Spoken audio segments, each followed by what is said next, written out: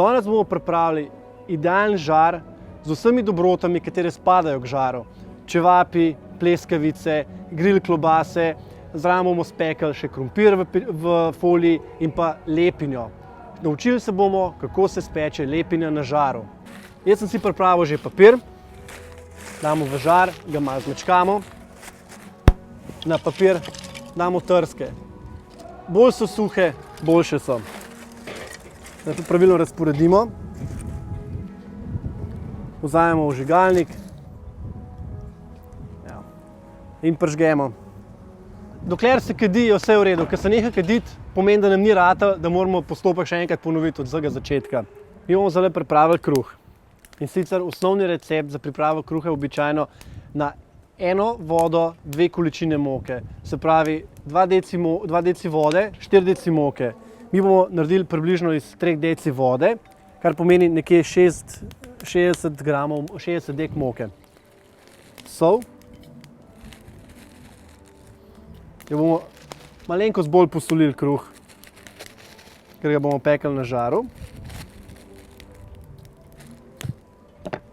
Dodali bomo semena.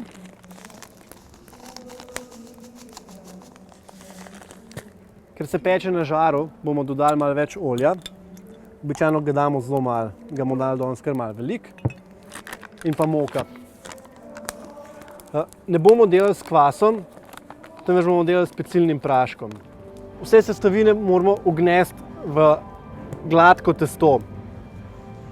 Lahko naredimo to z to leseno kuhalnico, lahko si pomagamo z rokami. Najlažje je narediti to s kuhalnico na ta način, da se takole naredimo. Tako so stepale naše mame, naše babice, testo za potico ali pa za krofe, ure in ure, dokler se ni ločil od posode.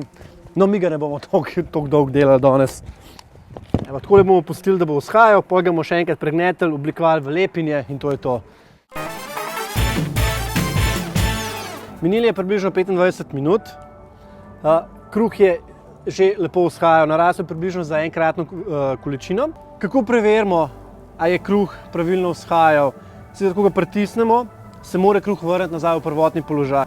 To pomeni, da je pravilno ugneten, da je pač moka spustila lepek, da se je lepek razvil v fazi gnetenja, tako da bomo mi zdaj kar naredili lepo hlebčke. Sicer naredimo take male, ne bomo pretiravali, take velike. Tako. Pladenj bomo pač pomokali. Tele hlebčke bomo pustili zdaj približno 15 minut, da še enkrat malo povzhajajo in bomo dali lepo na folijo in pa na žar ob rob. Pri kruhu je treba biti zelo pazljiv, da žar ni prevroč, zato ker ga zelo hitro zapeče, zato ker kruh se mora na žaru peči vsaj 20-25 minut. Bomo naredili res zelo tanke, da se bojo hitreje spekli. Torej, tukaj imamo krompir. Krompir, ki smo prej rekli, da ga bomo prej skuhali. In sicer skuhali smo ga zato, da se bo na žaru hitreje spekel. Ne bomo veliko komplicirali. Vzeli bomo en kos folije, krompir bomo dali v folijo, en malo oljčnega olja, malo rožmarina in ga bomo lepo takole zavili v tako mošnjo. In jih bomo samo tako lepo na stran dali.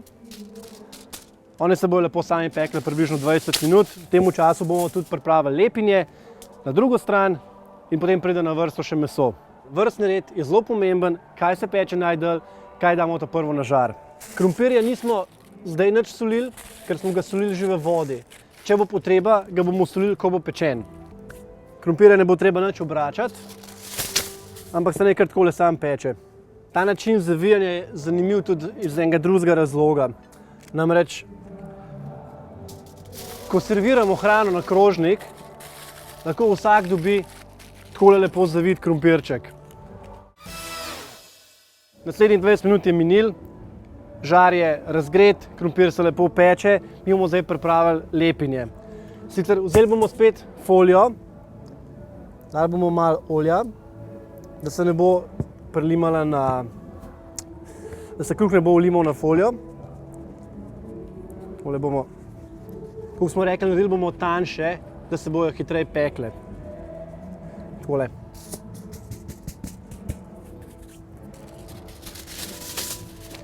Zdaj, v prvem šusu jo bomo pokrili.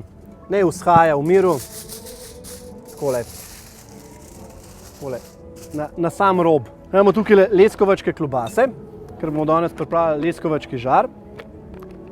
In sicer bomo nekaj naredili. Zdaj bomo klobaso.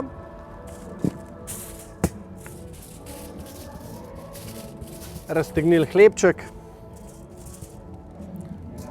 Dali klobaso noter.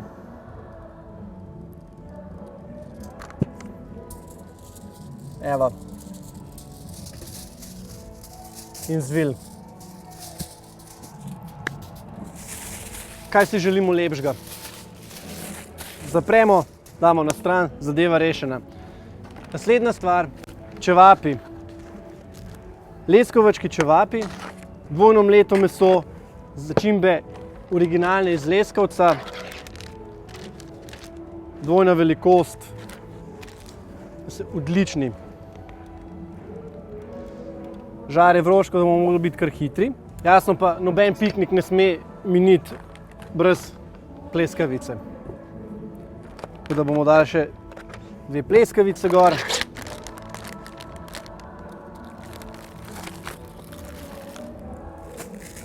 Evo, to je to. Pokrijemo žar. Vsak dober kuhar ima pri sebi hmeljni napitek. Ne za svojo žejo, ampak zato, da pač proba gasiti požar v žaru. Eni pravijo, da je to pač škoda pira, jaz pa pravim, da je to dobro za meso. Približuje se grande finale. Glejmo, kaj se dogaja. Tole je počas konec. Tako lahko počas začnemo pobirati dol. Kako lepo diši. To ne morem povedati, ne morem opisati z besedami. Zdaj bomo zrezali še paradižnik za dekoracijo. Krompir bomo samo takole odkrili. Posolili ga bomo s piransko soljo. Dodali bomo še mladi sir. Brez dekoracije ne gre. Leskovački žar. Dober tek želim.